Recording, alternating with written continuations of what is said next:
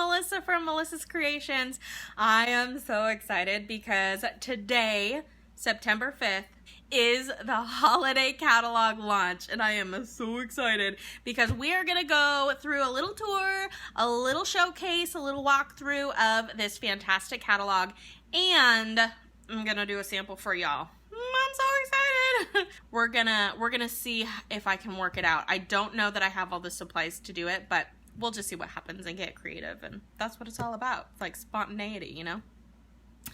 For those of you that don't have a copy of the catalog yet, I just posted live on my website a copy, a PDF copy. So go to melissascreations.com. You can also go to MKre8tions.com. It takes you to the same place. Click on the catalogs link either at the top bar or on the sidebar. And on that page, you'll be able to download a PDF copy of the holiday catalog so you can flip through it and mark all your favorite things. Okay, enough rambling. Let's get to the catalog. I'm so excited. The card, rather, that we're going to make is going to be from that set, and I'm going to case the catalog again. Here we go. Okay. We are going to attempt this wreath card right here. Now, I don't have all of the supplies to make this, I don't think. Like, I don't have the polka dot paper, so I'm going to have to get creative there. But everything else, I think we can kind of fudge a little bit. So, we're going to make that right now with this beautiful stamp set and the coordinating Thinlits dies.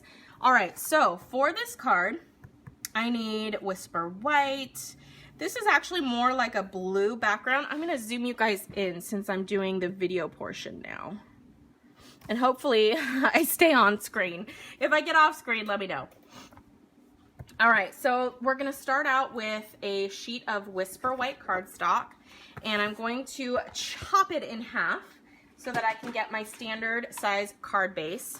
So it looks like we're gonna do 5.5 by 8.5, scored in the middle at 4 1/4. So here's my Stampin' trimmer, 5.5, and score at 4 1/4. I just put a fresh blade on here, so it is cutting very nicely. Now I'm going to cut this half in half. So we're gonna cut that at 4 1/4 because I need a piece of this to run through the big shot for the background. There's a white square background that I need. So I'm gonna set that over there. And let me grab these beautiful In the Woods framelits dies. Love these so much. I also need like a light green paper and some type of a red situation. And I don't know if I want to stamp in red, or I think I just want to use some red paper. So I have red here. Let's see what color this is. Cherry Cobbler, Winter Winter Chicken Dinner. So I'm going to get that out. Okay, got that. And now I need like a light green paper, and I think, let's see, that one might be too bright. This is Granny Apple Green, but I think it's too bright for that red. I think we're gonna go for Old Olive, yeah. Okay, perfect. So the first thing after that I'm gonna chop the Old Olive. I just need a little bit. I really don't need that much. So I'm just gonna cut a 2-inch strip off the end here, because this is going to be for the wreath bows, or the pine bows or boughs, however you prefer to say that word. Oh, and I had some in my scrap pile. Oops. Oh well. All right. So to determine the size of this red polka dot piece, which I'm substituting Cherry Cobbler for, the first thing I want to do is find out what size this white piece is. I'm just winging it, so I'm not going by what the actual supplies are supposed to be. But I need to find the stitched shapes framelits dies, because that, I believe, is the largest square in that set. And, oh, here they are over here under a different project that I need to film. Ooh, watch out now. Here we go. So I'm going to grab the square, which is on the reverse side of the circle and oval. And let me, using my card base kind of as a template to just make sure that I'm on track. That looks like the right size. Okay, so I'm going to use the largest one there. And that's going to get cut out of my Whisper white piece that I cut the half of the half. So I'm going to cut that out there. And I am also going to emboss this with an embossing folder. And I'm going to use, I believe, Pam. I'm pretty sure this is called Garden Trellis. I'm like pretty sure that's the name. I'm going to use that to emboss that little square with. Okay, so now that I have this square, I can determine what size I need for that red piece in the back. And again, I don't have the polka dots, so I'm kind of winging this part. So this square is about 2 7/8 inches square. So I want my red piece here to be a little bit shorter than that, and probably, I don't know, like maybe it looks maybe like a 1/4 inch on each side, so maybe a 1/2 inch smaller. So, and I'm just gonna round it to an easy number just because 7/8 and 1/8 and 5/8, you know, they're great measurements for certain things, but when I can round down, I am going to. So I'm gonna round it down to 2 3/4 with a 1/4 on each side. I'm gonna cut my red piece at 2 1/4. Boom, boom, boom. So we're gonna cut this down to 2 1/4. Okay, now we can kind of gauge what that might look like. So you can see that I have a good amount of space on each side of that square, like that. I like that a lot. And this needs to be a little bit longer than 2 7/8. So I'm gonna round it up to 3, add a 1/4 inch for each side, so that becomes 3 1/2.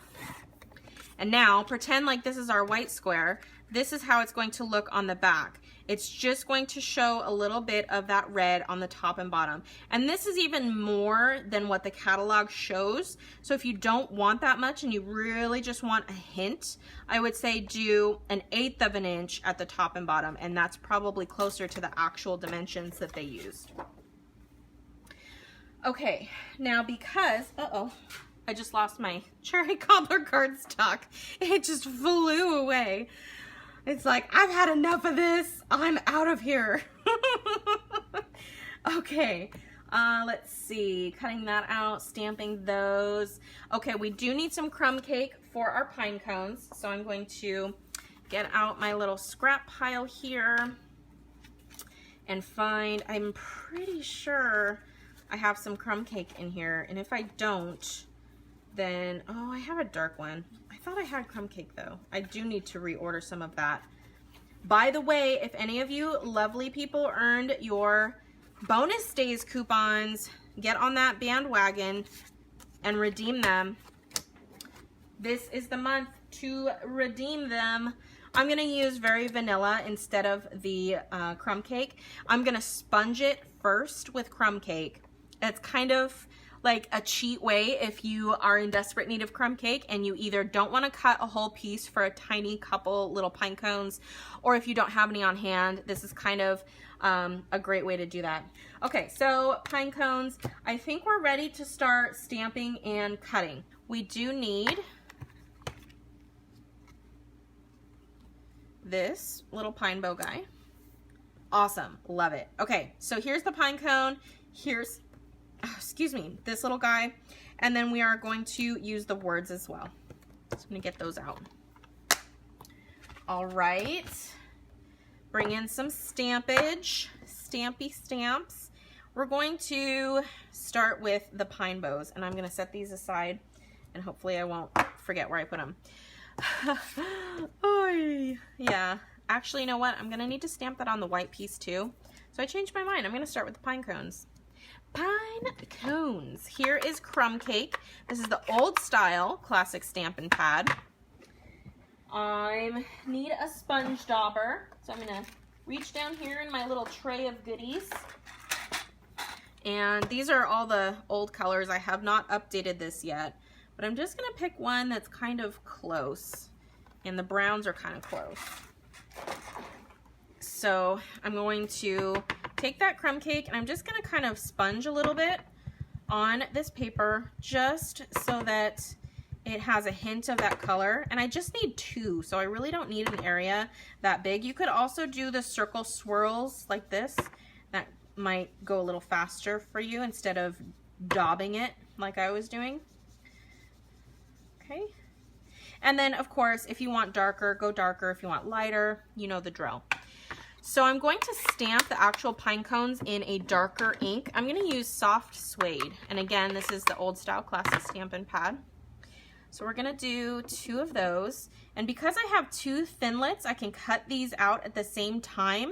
I'm going to make sure that I leave enough space between them so that I can actually cut them out at the same time, because if they're too close together, you're going to have to do one at a time anyway. All right, so those are set. I'm gonna set those aside so that I can get those cut out when I'm ready. I have my old olive piece of cardstock here, and I do want to choose a green that is just darker than this, but I want it to be in the same tone, the same hue. I'm not sure what the right word is, but I think you might get what I'm meaning. So I'm going to choose Mossy Meadow because I think that that color is dark enough and complements the old olive really well.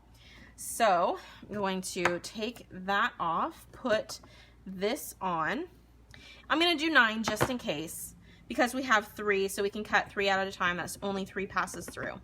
So I'm going to stamp these, and again, you want to leave enough room between them that you can get all of your framelits on at the same time. 5, 6, and I might be leaving too much room. If you really wanted to, 7, you could put your framelits down and see exactly how much space you're gonna need. 2, 4, 6, 8, 9. Okay, perfect. Lovely.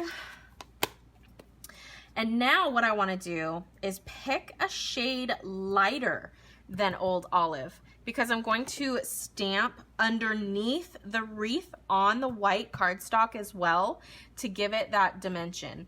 So I'm pretty sure using the same tones that Pear Pizzazz is going to give me that 1 step lighter than Old Olive. So I'm going to use that to stamp on this piece.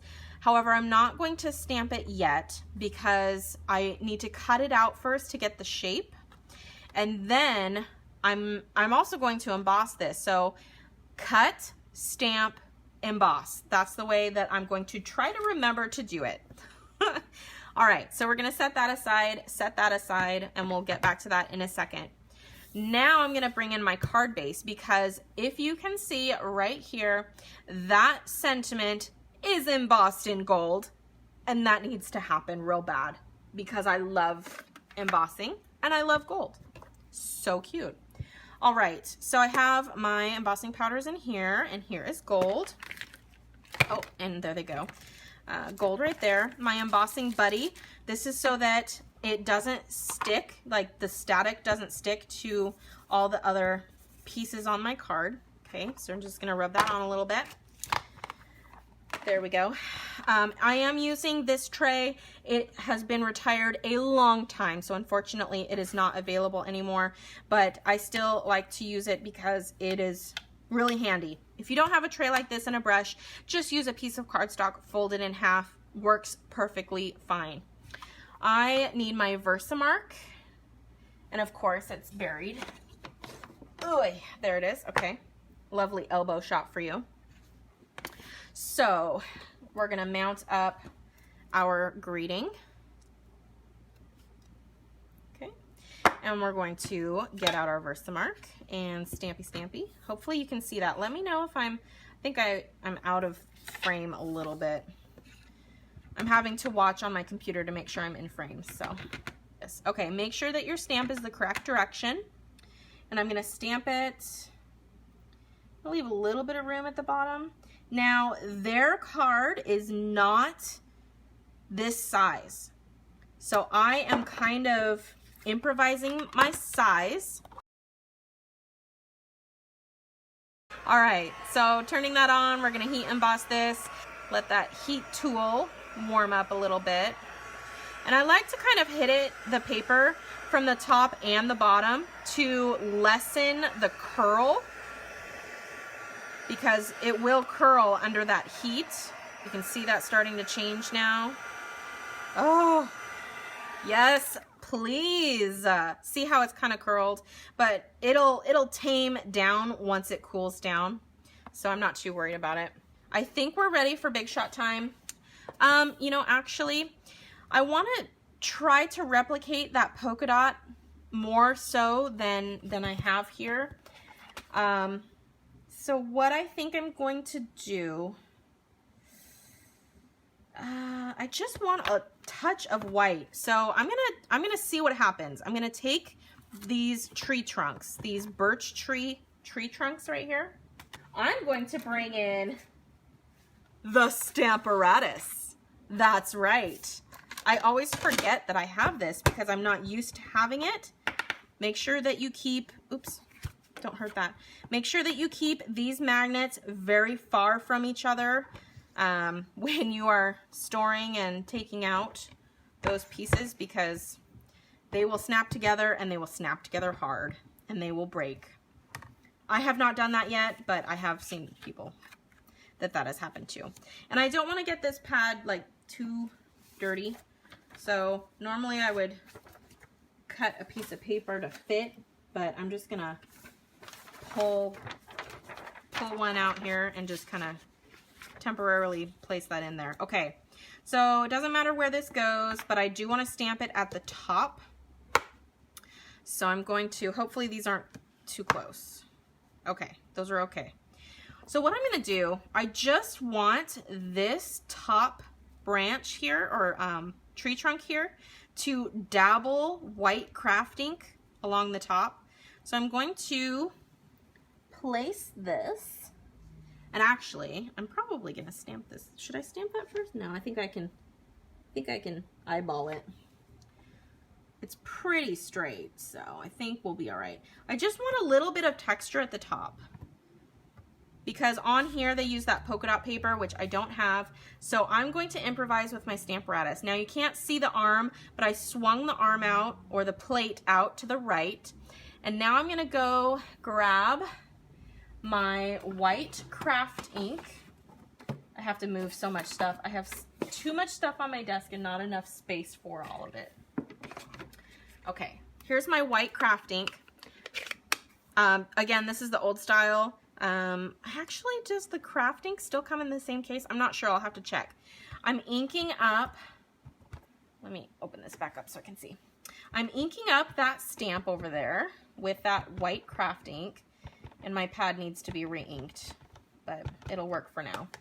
And then I'm going to swing it down with my plate, press that in, and then I'm also going to heat emboss that with white, just so that it dries faster. I could emboss it with clear also, but white is going to work just fine. Get this out of the way so I don't accidentally ruin it. And watch, I put it somewhere else and it gets ruined anyway. That will probably happen to me. Okay, so I just have a little bit there. So swing those out. Get that on there. Flick off the extra. See, now there's just like a little bit of interest, a little bit of that white showing through. I think that's gonna look really nice.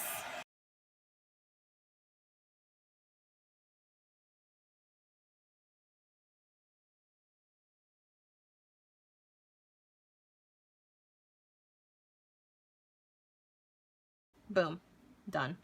Step 1, find the paper that I moved and don't know. Oh, here it is.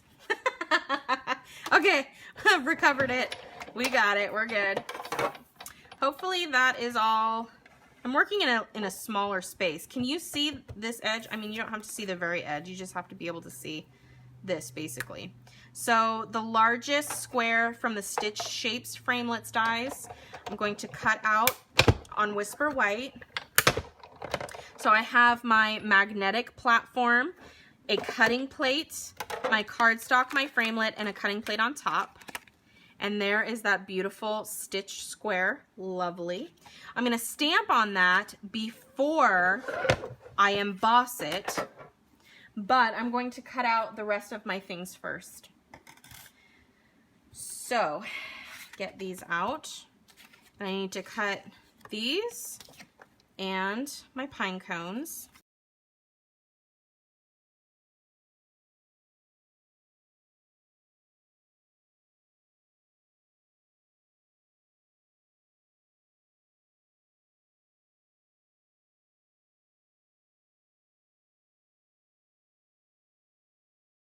We're going to stamp this first. Now, I don't know the exact size of the wreath, so I'm gonna have to do some guesstimating. I'm going to take a 1.5 inch circle punch with a scrap of paper, and I can, as long as I get mostly a full circle, it doesn't matter if it's connected or not, because I just need it for kind of like placement sake. Pear Pizzazz. And I want to kind of layer this around where I'm going to be placing my pine bow guys. 2, 3. And it doesn't have to be perfect because most of it's going to get covered up. It's mostly just kind of an outline. So there's a little bit of texture underneath your pine bows when you get them on there. So some of these will be seen well and some of them probably won't be seen very well. But I mean, that's just a very rough idea. I could have also done a smaller circle and stamped right on top of this template and kind of just had a few, like half of it showing. But I think that's gonna work just fine. So now I'm gonna throw that back in to the Big Shot and emboss that.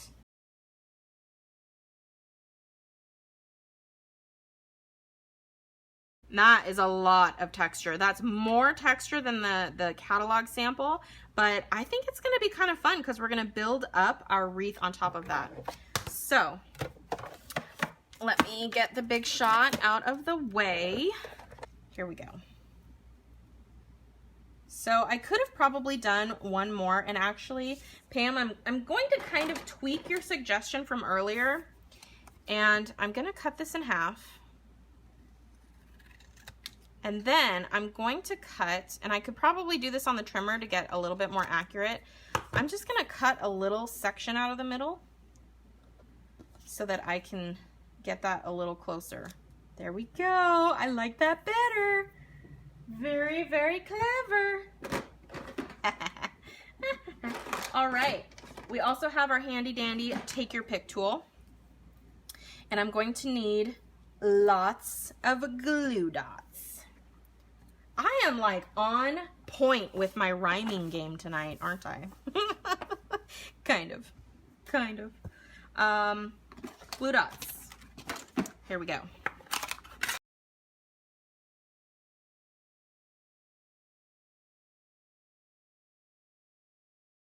All right, using my take your pick tool to snap those up. And now we're just going to place them down. And I'm going to, I think I'm gonna start where the pine cones are gonna go.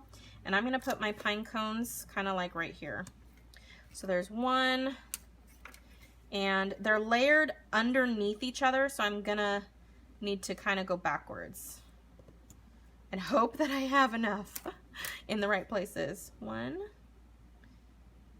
And they're just kind of halfway, I guess. 2. We'll find out what happens. You guys are along along on the ride with me. 3. And I'm kind of using that template that I stamped earlier as a guideline. I probably don't even need 9. I think 9 was overkill though. My circle is definitely not as pretty as theirs, but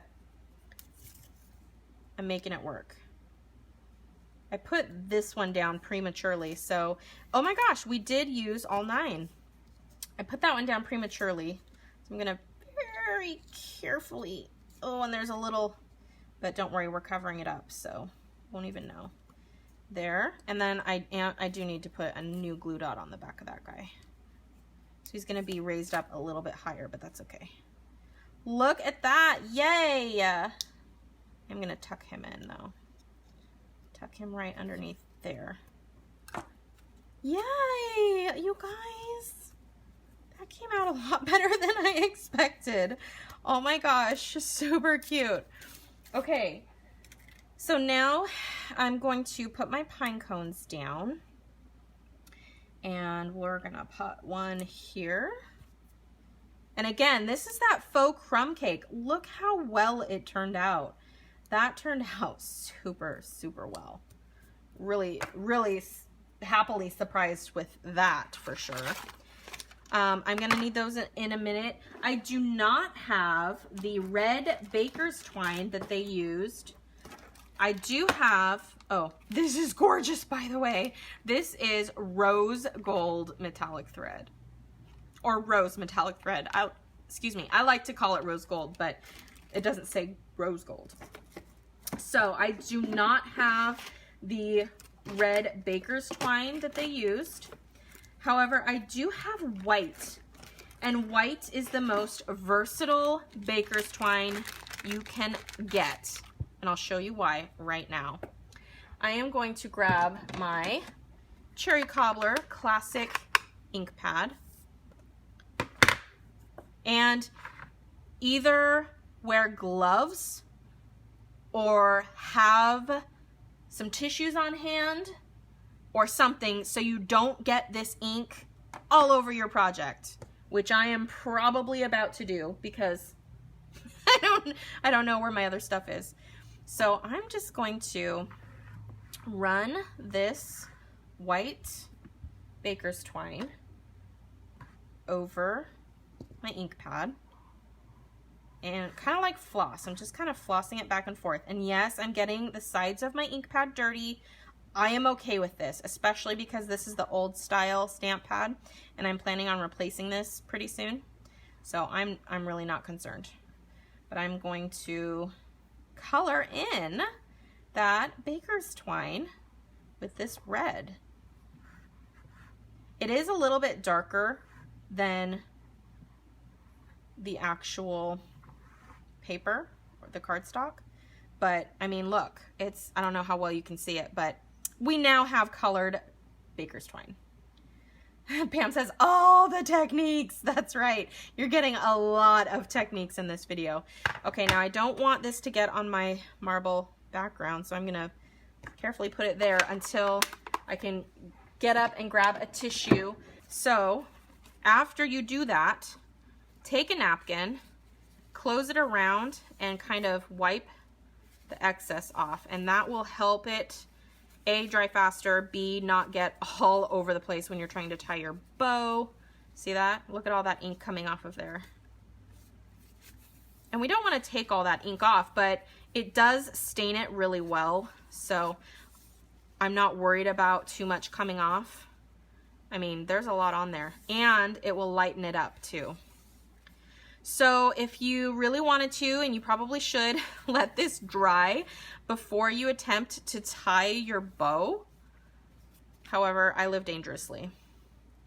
So I'm just going to do my little loop-de-loo, and I have some of my Stampin' mist that I can use to wash off my hands. See, look at that. Yeah, it's pretty bad right now. Okay. Bow complete. It's not as big as that bow, but hey, it's gonna work. You could double this twine up, or this, yeah, the baker's twine. You could double it up and tie a double bow, but I didn't color enough to do that with, I don't feel like. So I'm just gonna have my single bow and it'll do the job just fine. And before I touch my white paper, I definitely want to rinse off my hands. Carefully bring that card base back in. Hopefully I don't get too much red on it. Now in the sample, it is blue on the background there. I could spritz it with a re-inker and some alcohol ink. Not alcohol ink, but rubbing alcohol, I think is what they use, or paper or water with some re-inker in it, and spritz the background. That would be really pretty. I don't have that color re-inker, and I don't have a spritzer on me at the moment. So I'm going to take my Balmy Blue, and we're almost done. We're almost there. I'm taking my Balmy Blue, and I'm taking a piece of sponge. This is just a small wedge of the Stampin' sponges, and I'm going to, and I need to put a piece of scratch paper under this because, again, don't want to turn my marble blue. I'm just going to do some light circles on the edges.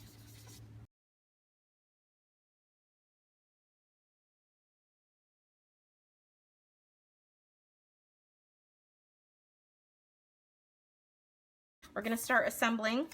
So the first thing I'm gonna do is glue these onto my wreath guy with, I was gonna pop that up, huh? I was gonna glue those down. You know what?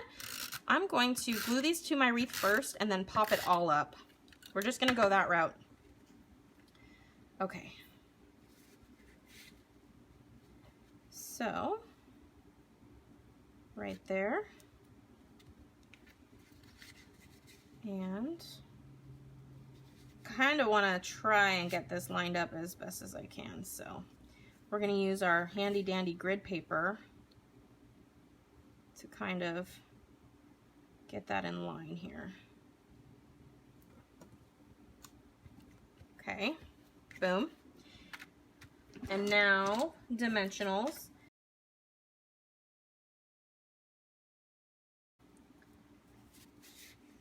And did I leave enough room? Yeah, I left a moderate amount of space. I could have put my sentiment down a little lower. I could have embossed it at the end, but you know me, I like to live on the edge, and that is our sample today. Let me move some of this stuff out of the way. There I go rhyming again. So I'm gonna zoom you in and then I'm gonna turn you around. My battery is going to die any minute, but there it is. Mine and theirs. What do you guys think? Not too bad for using what I had on hand. I think it came out pretty well. There it is. It's a little, there we go. It's a little better. It's so bright. My lights are so bright. You just can't see. And there it is, you guys. There is our holiday card cased out of the catalog after this catalog walkthrough. Whew, this has been a long video. I hope you guys enjoyed, and I hope you enjoyed that sample. Again, it's so easy to case the catalog, especially if you don't have exactly what you think they used. You can always find a way to replicate their design and kind of tweak it a little bit to make it your own. I hope you enjoyed this video today. If you did, be sure to give this post or video a thumbs up. Hit that subscribe button if you're watching this replay on YouTube, and be sure to click the bell icon next to the subscribe button on YouTube to be notified when I upload new videos. I had so much fun with you guys. I hope you enjoyed, and I will see you very soon.